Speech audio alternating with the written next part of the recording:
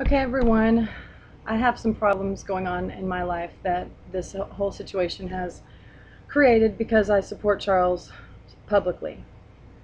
The FBI, while I was in Florida, came and ransacked the vacation home that I was out staying in, and it was a Gestapo.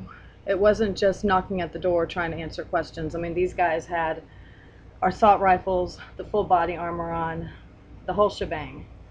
And the family that I was with did not know anything about this. To make a long story short, they wanted to know what I knew about Charles and when the last time I saw or spoke to him was. I told them the information, and now, ever since then, the feds have been on my ass. I've been followed. I had another run-in with them just a few days ago where I was out in Round Rock, Texas. And this time they had the local sheriffs and the police surround my vehicle. Um, and basically that's detaining me. It's because I would not get out of my vehicle.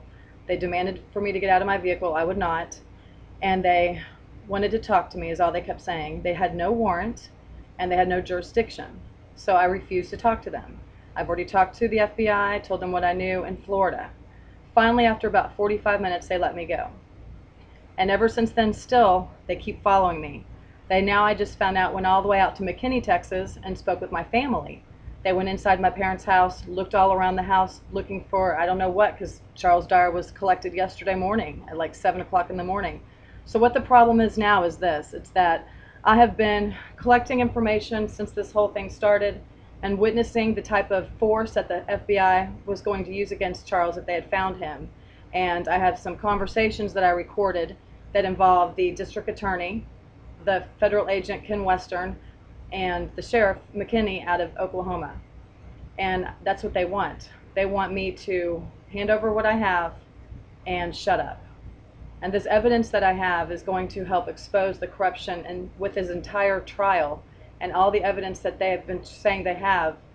It doesn't have any, it can't stick. And so I have evidence of corruption, and now they're trying to come after me and say that I was aiding and abetting a fugitive, is what I'm assuming. And they have not let up on me, and they have Charles in custody. I don't know if they talked to him and intimidated him and to say something that wasn't true. I don't know if, because he said that they interrogated him for many hours, and maybe he said something out of duress or out of just exhaustion. He told me had a high fever and he wasn't well, and all these things. So I don't know what's been said, but I have not aided and abetted a fugitive. All I've done is publicly and openly support this man, and I'm trying to expose the corruption. That's the problem. They've spent a lot of money on me. They've spent a lot of time this past 2 weeks following me, harassing me without warrant and without jurisdiction. And now they've gone all the way to my mother and father's house in McKinney, Texas. And they want to talk to me. Talk to me about what? Y'all have Charles Dyer. Okay? So they want something to justify all the money, since the feds didn't catch him themselves, since the sheriff's department did, and this county out in Fort Bend County, the feds don't get the credit for it. So I am assuming they want something to make it look like all this was not a waste of time. That's why they're still coming after me, and that's not right. Okay, so I'm just letting you all know what's been going on. And the people that came out to Florida, I mean, these guys were not playing. They had the whole place surrounded. They blocked off the neighborhood. They sent in about 15 of these fully armored, fully armed and full body armor SWAT guys, like the Gestapo, throughout this entire house, and they bullied their way in. They did all this without a warrant.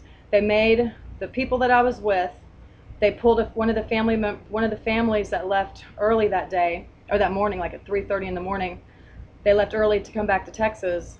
They pulled this family over, had them on the side of the highway for an hour and a half, guns drawn, and they made him lie and call his father, so his father would then open the front door. They made him say to his father that he had a flat tire and that he needed help. And this made the father get up, got his wife up. They were walking out the front door. This is like 4 o'clock in the morning. And they were greeted with assault rifles in their faces, and the FBI shoving 2 pictures of myself and Dyer up in their face, asking if they knew either of us. And then they said, we need to come inside and make sure they're not inside. So they came inside, found me sleeping on a top bunk, pulled me off of it, handcuffed me immediately, pulled me outside all the way up to an FBI car, and starts questioning me, but they tell me I'm not under arrest. Now you tell me what kind of shit is that? So this is the kind of shit I've been dealing with ever since. They have not let up on me, and it's getting ridiculous. And the only thing I can think of is that they want to have something for all this wasted money and time that they've dumped into this now. They want something, and they're trying to stick it on me.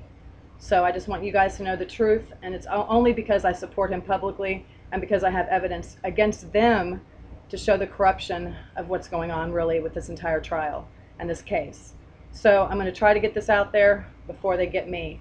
And if they get me, I hope you guys will help be my voice. Now, I hope they don't, but let's just hope God's on my side. And I'll get back with you all later today. Thank you. Okay, everyone, I have a lot to share with you guys about what I've been going through with my support for Charles Dyer.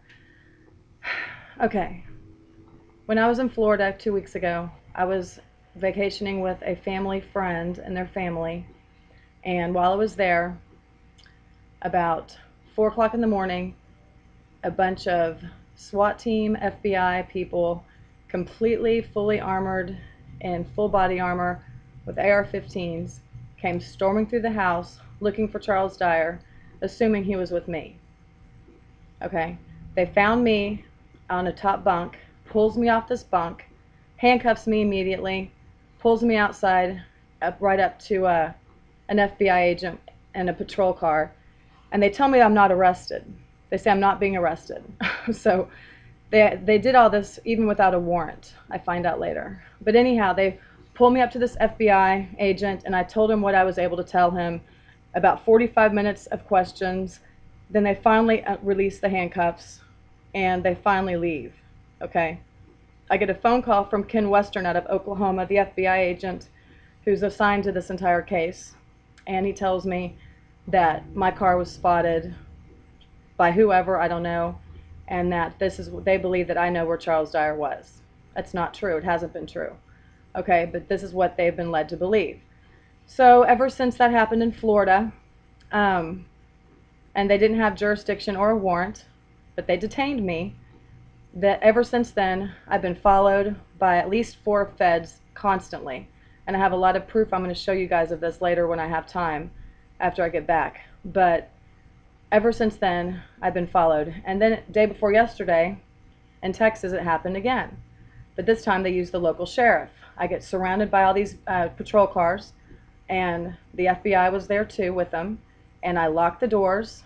They told me I was not being detained, that they had no warrant, but they wanted to talk to me, and they demanded for me to get out of the car. I kept refusing. I'm not getting out of the car, and I'm not talking to you. I've already talked to the people in Florida. I have nothing more to say. You need to let me go. Well, they decided to put these things in front of all 4 of my tires so I couldn't drive away. I still couldn't drive away because I was surrounded. But in my mind, and I believe I'm correct, that is detaining me. So for about 45 minutes, we were talking through the window. All they wanted for me was to get out of the car and talk to him. I refused to get out of the car, so they held me there for about almost an hour. Then I got Ken Western on the phone again, the guy from Oklahoma, the Fed, and I told him to let me go. They have no rights to do this, no warrant, no jurisdiction. Finally, they let me go. Ever since then, I've still been followed.